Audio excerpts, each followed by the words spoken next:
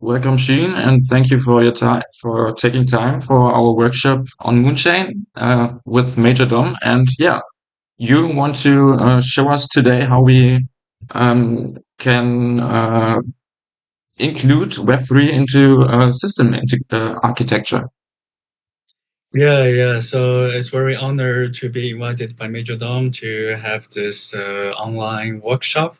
So first of all, I'm Sheen Huth, and I'm the core developer at Moonchain. So I write code about ZK EVM and smart contract, and of course, I also do system design. So from system design perspective, I found a lot of discrepancies between Web2 app like Uber or like Amazon Mhm. between this Uniswap or OpenSea or the Blueberry Ring, this kind of dApp, right? So I think in this round about 1 hour workshop, so I will do a systematic approach review about how we're going to design some dApps for the blockchain like Moonchain. So I see that there are a lot of other blockchains like Avalanche or Solana. So they mostly could be the same. But what we're going to talk about today is more Moonchain. But we can make it more general, like system design for blockchain dApps or Web3 dApps. So I will let Major Dom to interrupt me anytime to ask questions. And yeah, let's get it started. Thank you. I'm glad that you're having time for us, and yeah, please show us what you brought for us today. Good. So today I will do a diagram about how system design works here. But first of all, I think we're going to take a look at do a little bit retrospect, right? So when we are learning things, we always need to see how people did in the past, Right. right? Yeah, this is also like your university professor telling you when we learn things, we need to take a look at what is happening right now in this industry. So I Mhm. will go through this kind of thing very quick. You ask me questions if you don't understand. Right. So mostly this kind of current app like Zalando, Uber, right, and Handle. So they're all like this kind of system architecture, which means that a client will access the web server hosted by Zalando, hosted by Uber, hosted by Google, and then through load balancer. And then this server will use API to read the database, Right. right? So the database and the servers itself are not the same ones. Yeah, yeah, the web servers have to call the specific data from the specific server interfaces. Exactly. So you see, I just used one or two sentences to describe what is happening now. So user, server, database, Right. right? So the load balancers or this kind of thing, they're just to help them. But you see three main components: user, server, database. Database. Yeah. Yeah, and then that's a very brief summarization of what is happening now, right? And then let me go back to the system design for I will change to blockchain dApps, blockchain Web3 Moonchain dApps. Right. Uh, and this is a user. So we also have the um, three part user, and then User uh, interface. user interface. Yes, you're right, because you also did a lot of this kind of thing, right? I want to summarize this into three part: user interface, and then a blockchain Moonchain. as our so said relational database. Database, yes, this is the database, and this is only user interface. This is not a web server. This is a user interface. User interface means that it's a front end. It's more like a front end, Okay, but right? should haven't this front end also be hosted on a server? Front end. Yes, this is a very good question. So, should front end be hosted on the server? So let's check what is the current state of the art called serverless uh, front end. Let me show you. So as a microservice or Yeah, serverless front end means that like right now the most popular solutions like Cloudflare or Verso. So Mhm. we deploy a lot of things using Verso. This means that you are not really using a specific server. So it's a serverless front end deployment that everyone can just simply deploy something to the serverless front end and then access to the blockchain. how specifically is it serverless? Is the server just virtualized, or which is the specific part? You're right. So servers just virtualized. So this is something that new that is not included in this. It's not included in this. I think it's 20 or 10. I think 20 years or Private. 10 years.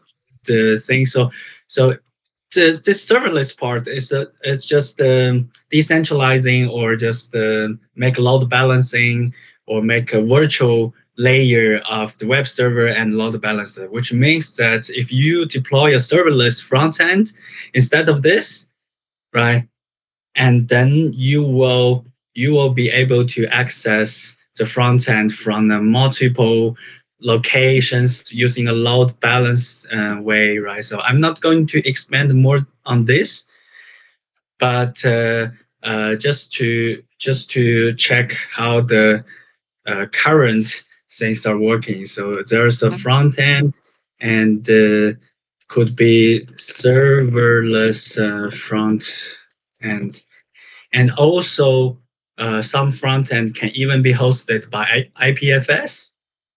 IPFS, the front end. Let me show you. Planetary IPFS file system. front end. So this is also a decentralized system that could host your user interface, your front end, in a Mhm. decentralized way. So you don't know which server it hosted because every server has a copy, right? So you can access this from somewhere else, from from the user interface. And I heard that they're also going to because right now we're using HTTPS, This right? would lead me to the next question. Is it still using DNS then, or is it another protocol to get to the user interface then? If we use IPFS to host a front end, so normally there will should be a web browser that supports IPFS protocol because right now we're using HTTPS protocol to Mhm. access like Uniswap front end or the other front end, right? But from what I see, maybe in the near future there will be a good browser that supports, or the Chrome will also support IPFS protocol. Then I you think will Brave host a, already isn't yeah, Brave already? yeah, you can check that, but I don't think so. So like IPFS, like major DOM dot MXC or something like that, then it will be a front end that Mhm. hosted like in a decentralized way, Right. right? So I'm also going to put this part here, right? And then there will be some decentralized front end that you don't even need to know where is the server. So you ask very good questions. So is this the same like this 20 years old design? No, I'm telling you no. First of all, you will have a serverless front end, or you can host like IPFS one, Mhm. right? So let's check what I think Vitalik had a Vitalik IPFS site. Vitalik had an IPFS site that is called that is using something that similar something like IPFS to host his website. But I Mhm. think I'm not going to expand on this part more. So, but when we will also have this kind of GitHub repository on our Moonchain GitHub. So we'll talk more there and the documentation and the README file about this part, right? And then this three parts that you guys see here is a user access through a like load balancer CDN way of decentralized serverless front end, Mhm. using this front end to have access to the smart contract and the data that's stored on the Moonchain. For To example, store our states onto this kind of ledger in a way. yes, exactly. For example, so let me put some examples here. So for example, first of all, swap USDT to MXC, right? So this is a data that you want to write to the blockchain here. So a Mhm. user simply access through the major DOM.mxc IPFS this kind of front end. Our specific smart contract, who then allows to swap USDC to MXC. And then swap USDT to MXC. And this transaction is confirmed by the blockchain here because all the states, all the data, all the contracts are all here, Mhm. right? And then user only need to have the his own user. Let me be more specific. User is with the user with private key because he needs to have his own private key to write to this blockchain and then do a database writing called swap USDT to MXC. Then his private key will own MXC from his USDT. And everything is done by graphical interface here, IPFS, majordom.mxc. But if this user don't want to use any front end, they can also send a command. They can also do like traditional way, like 30 years ago, like DOS system. You can also do a command without Mhm. graphical interface. Directly use your private key to write something, to read something For in example, the with the Ethers library to directly do it on the terminal yes, exactly. or So this Foundry. is yeah. So this is what we're talking about. Something very kind of simplified and also innovative and also different from 20 years ago how things are implemented there. So we are going to expand from these three key partners Mhm. from here. So let's check go back to check the traditional one because you see that the user if user wants to swap, let's also say here swap USDT to MXC because this is also what is right now happening on like OKX or Kraken, right? Because OKX and Yeah, Kraken are the exactly right now what I'm showing you guys here. right. So They're doing it in their own database, which they host, and all the user accounts only are listed in this specific database, and they're only switching numbers from A to B.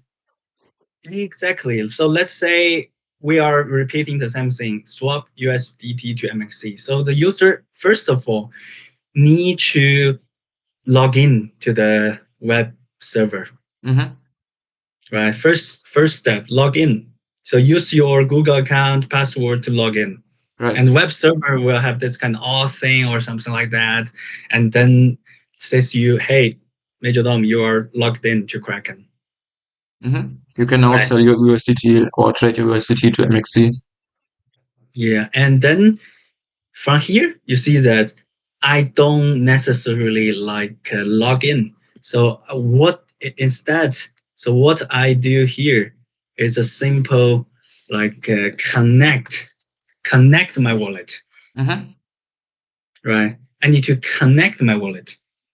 So I'm not giving this decentralized front end or serverless front end or major DOMs, IPFS front end, my private key or my password.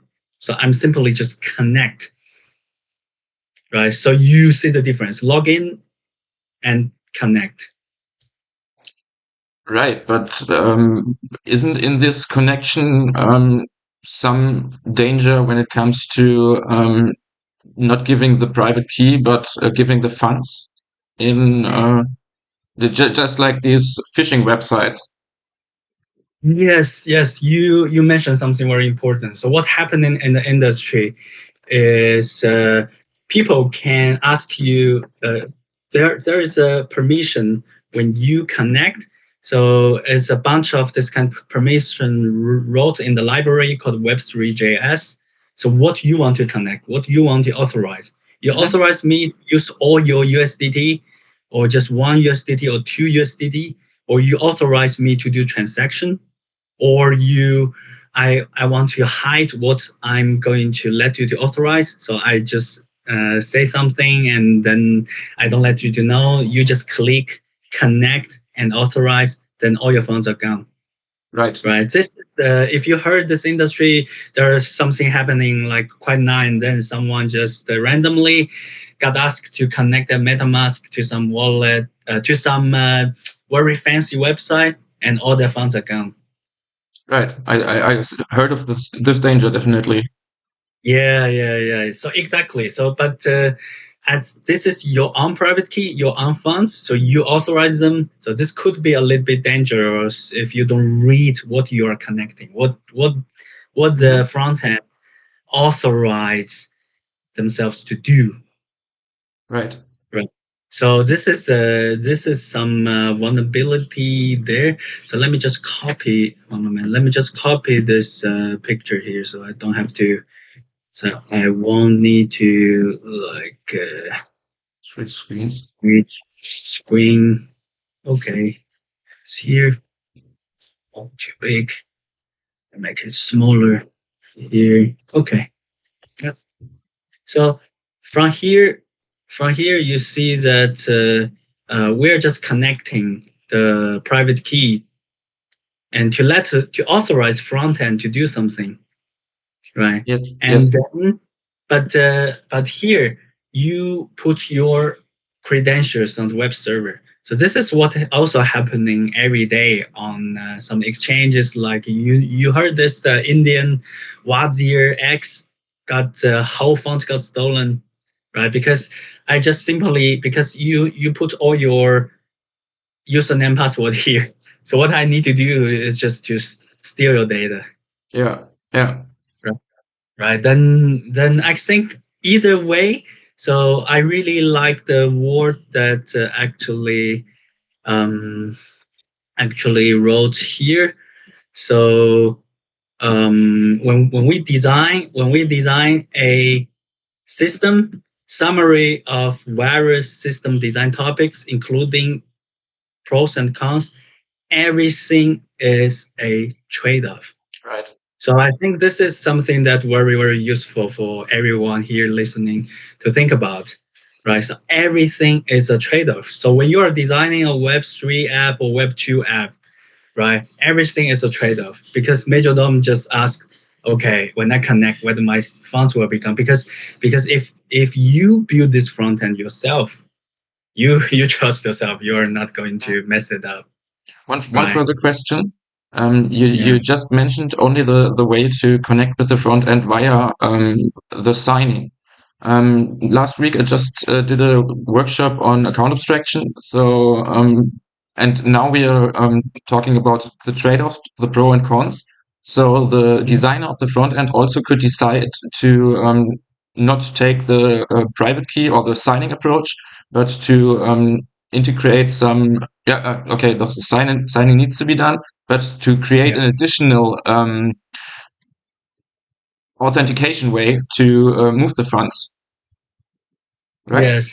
So always, this could be a little bit dangerous if someone. So everyone trusts the IPFS major DOM .mxc, and then someone replaces the zero with O, right? Okay, Then let you to access because they are asking you to give them extra permissions. Then your right, funds are gone. right. Yeah, so this is also a problem that a lot of Web2 users are hesitating because when we are designing our system, we see that they're not comfortable like connecting something because they don't understand what is connect. I only know login or social login using my Google or Apple or GitHub account to log in, right? That's so intuitive. But here, what is connect? What does connect mean? So when I connect, it shows a list of permissions I need to authorize. What does this mean, right? So this is also, I would say, a little bit barrier for the Web2 users to get to know what exactly means like connect, Because this right? I kind of was asking for the account abstraction. Isn't it also possible to use to do the signing process inside of the front end itself and create a to create a new wallet in the moment a user wants to use our front end and handle all the account abstraction stuff in the background and not let the user do it to not even so the user don't even have to think about the Web3 part in behind the back front end. Sorry. Yeah, you're actually proposing something that I see a lot of people using ERC 4337 already, like doing like already what you said. So Okay. they have a SQL database here Mm-hmm. that stores users' private key and then do Ah, okay, the okay, okay, okay. for them, right? So Understand the what danger. they're doing like is mixing the left Web 3 and the Web 2. I would say they're there's another way, Web 2.5 way, like what you Okay. just creating a private key for you on behalf of you, but I am storing the key. You don't have to know it, right? But you are actually a blockchain users. So this is a Web 2.5 way. So I will tell you a few people are doing this. First of all, is Telegram. So Telegram wallet inside of every Telegram app is doing this. Mm-hmm.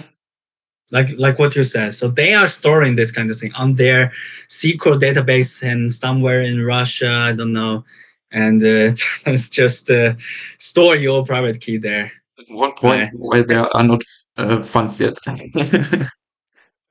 Yes, but effectively, like you said, it is a blockchain wallet. I'm hosting it on behalf of you. You don't Mhm. have to put the private key somewhere. I'm doing it for you, and you're sending USDT. You're buying Bitcoin, no problem. So something like Telegram right now is doing this kind of thing. So I would say it is Web 2.5 way, right? I like the name, so it could help to in my opinion, Web 2.5 actually could help to onboard the users and to close the distance between Web 2 and 3 and overboard them onto Web 3 because yeah, they have the opportunity to use our applications, our Yeah, decentralized applications. it's a very good point. But from my idea, my perspective, so I think my statement could also be cut into the shorts to spread out.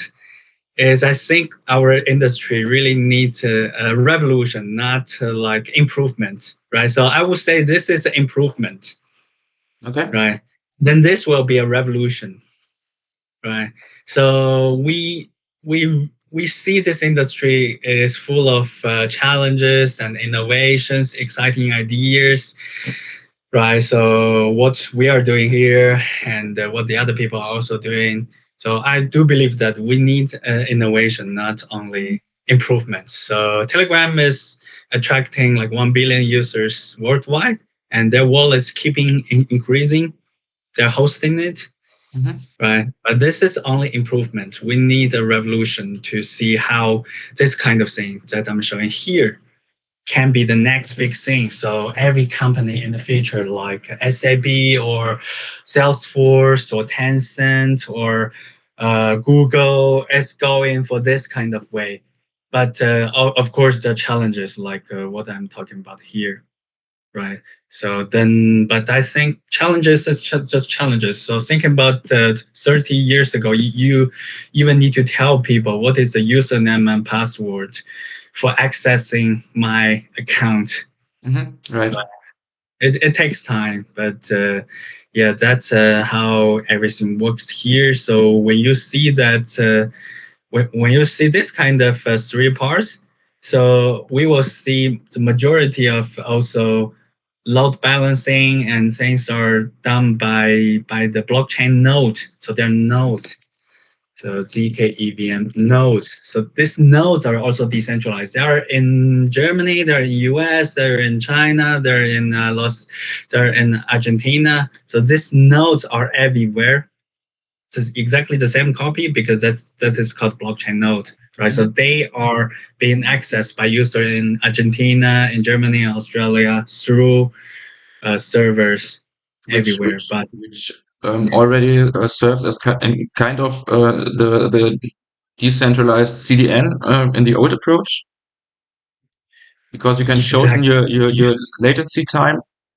Yes, you summarize this in a very good way. Is before that you are when you are hosting a web server, you're thinking about using a CDN to let users access your web servers like in a faster way, right? So the key difference here is these nodes, they're everywhere. Hmm. They are just a blockchain is just simply a database. So this database with the codes, the execution code, which is called AKA smart contract inside of this kind of thing, is everywhere. Hmm. Right. Smart contract with the database is actually everywhere. So you can access to them in a very, very fast way if the nodes are everywhere. Right. And the nodes are hosted by Major Dom and Vitalik or the other people. Right. Right. Not hosted by Zalando or Google or some other companies, they have access to change the content because that's another part of the blockchain. I think it's not out of today's topic. Who can the consensus protocol like POS, POW, who can write the node, right? But here it's very easy to understand that the web server admin, there is an administrator with his password, he can read and write and delete your account and remove your access, right? So we trust this kind of thing. There's no problem. Like we trust Kraken, we trust OKX, no problem. We trust Uber. They won't remove my We funds. trust FTX. We trust FTX. They won't use my funds to do something.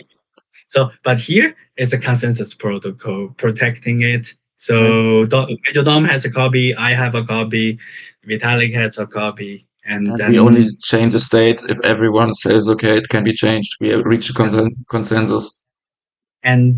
users just need to focus on building. First of all, I would write it here. They're using first of all smart contract, right? So if you want to build something like Blueberry or like Uniswap, first of all, you need to build a smart contract. Secondly, you need to build a front end, right? So easy as it is. Two Let things: smart contract, front end. Let me ask one question in relation of the IPFS front end. When it comes to releasing a smart contract, we once pay our gas for it, and it's hosted. Then we don't have to pay for the hosting costs, but every interaction needs to be paid. How is it when it comes to the front end? Is it also that we just once have to pay for the distribution of our front end, or is it that we have to pay like a hosting fee monthly or Yeah, so the front end, you ask a good question. So if you say that you're going to build a decentralized Uber or decentralized Zalando, on Moonchain, Hmm. right? How you would pay for the bill for hosting on the front end. So I think if you check Cloudflare and the Vercel, they both have like free plans. Let's check now. Cloudflare page. It's called Page Dev. So I'm also using this. It's called Cloudflare Pages. So it's so easy to deploy any front end there.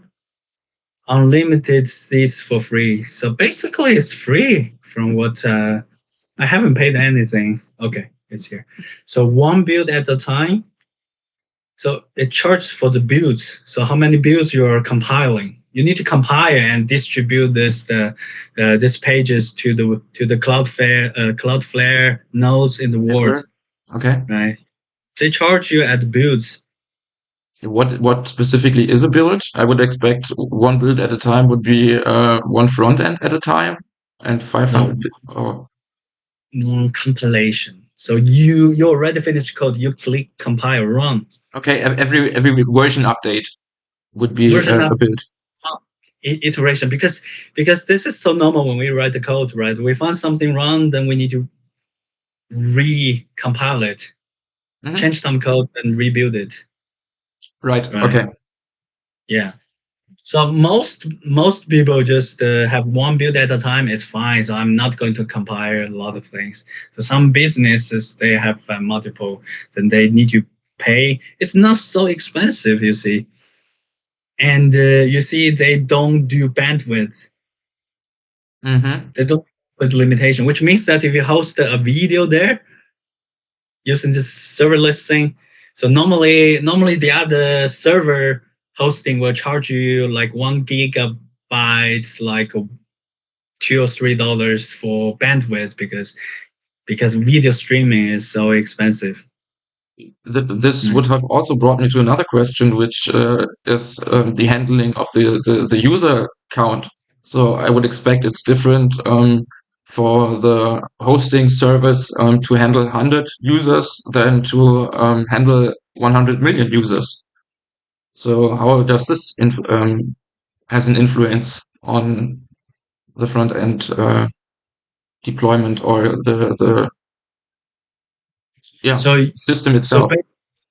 basically you are asking here if we have 1 million people calling Uber or using Kraken OKX. So you already know that they are able to handle like 1 million requests at the same time because this system is already well built for this Hmm. kind of thing. But although you see some website like government RG those. appointment king website or some search ticket website when they have a lot of users, the website is totally down, Yeah. right?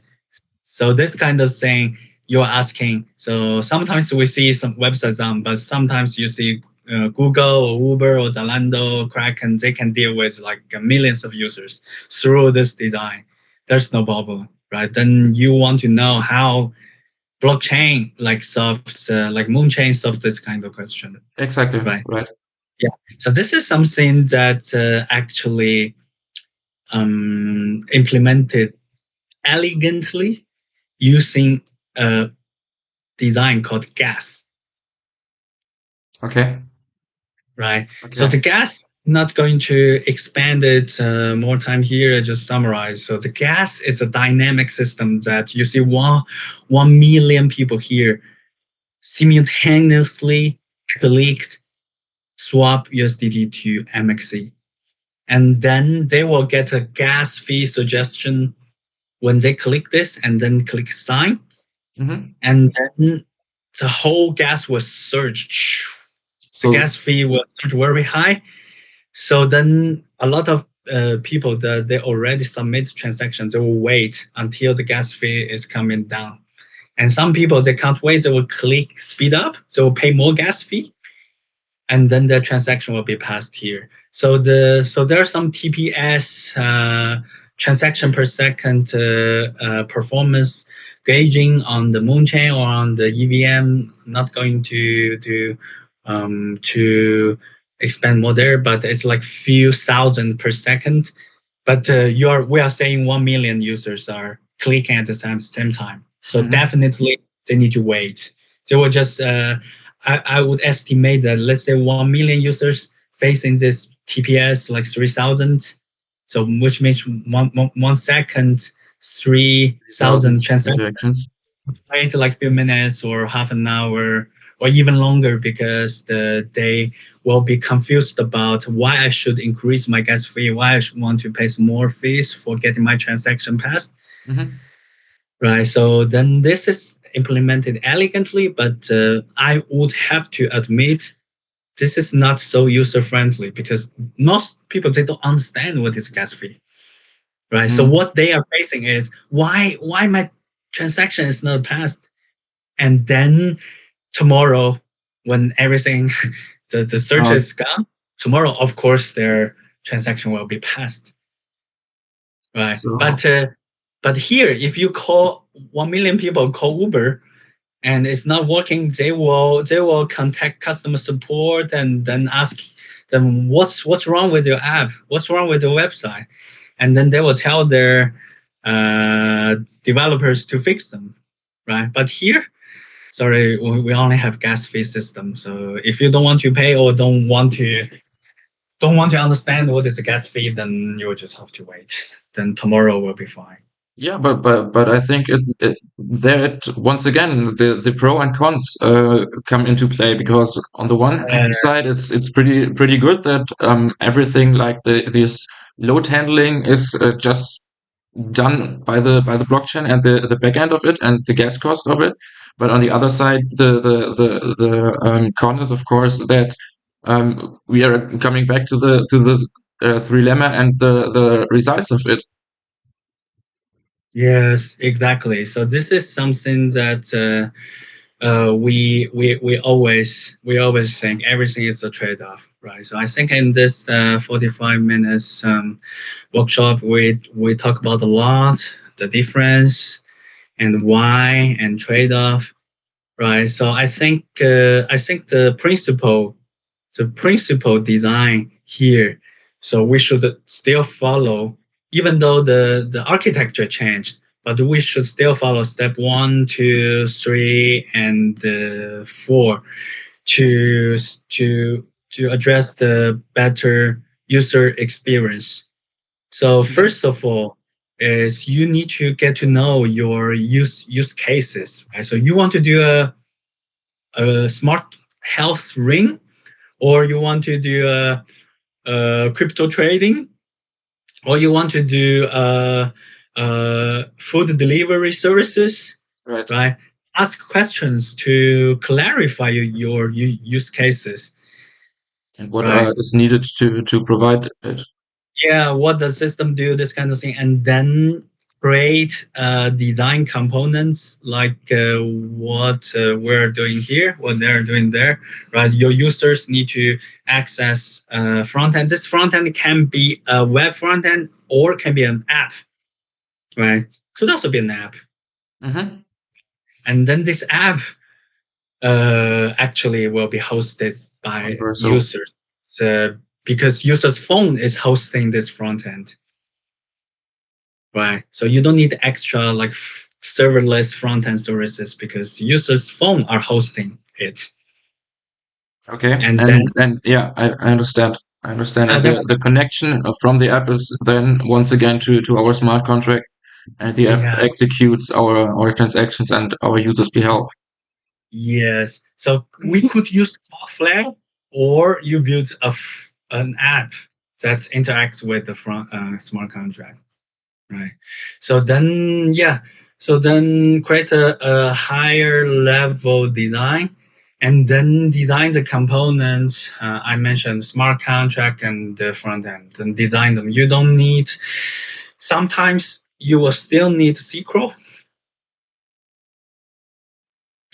Depending right? on the use case once again. So I don't necessarily mean that you want to store everyone's data there, But the reason why we see in a lot of cases that like NFT or Blueberry Ring are using SQL is the whole blockchain is so big, and the data structure is not SQL. So if you want to get yourself the data, because every data is put on the blockchain, the data Hmm. structure is called GraphQL. GraphQL, right? Yeah, GraphQL is different from SQL. And then you want to get to know your data. You have to check the whole blockchain, indexing them. So I think Majordom also did something about GraphQL, right? This kind of I will do in the next week actually. yeah, graph node. So you because that one is pretty slow. And then the reason why you want to use a SQL is you're already using GraphQL to dump the data to the SQL database. So SQL will be much more faster.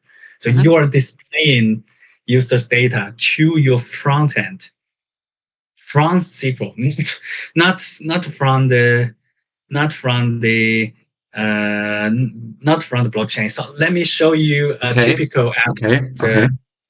let me show you a typical app that did this. So what it's doing here now, right? So it's a scan, the latest transactions. So what we are accessing here is a SQL database. Which is indexed with GraphQL from the Indexed with blockchain. graph, dump them to the SQL database. And then all this data structure is stored in the EtherScan's SQL database. And we're seeing the Hmm. SQL database. Okay. And this is then all handled by GraphQL, the creation of the database and the calling of the data from the blockchain and the providing SQL data. Yes. So Okay, that's right. why we say that yes, we're building a blockchain app, no problem. But we don't have to ditch the traditional way. So you see EtherScan, Hmm. they are still using SQL to display all of this kind of data, right? Because GraphQL is so complicated, you need to search the whole blockchain to find that transaction. Right? But SQL is much more easier, so they use SQL. Makes sense. Makes sense. Right.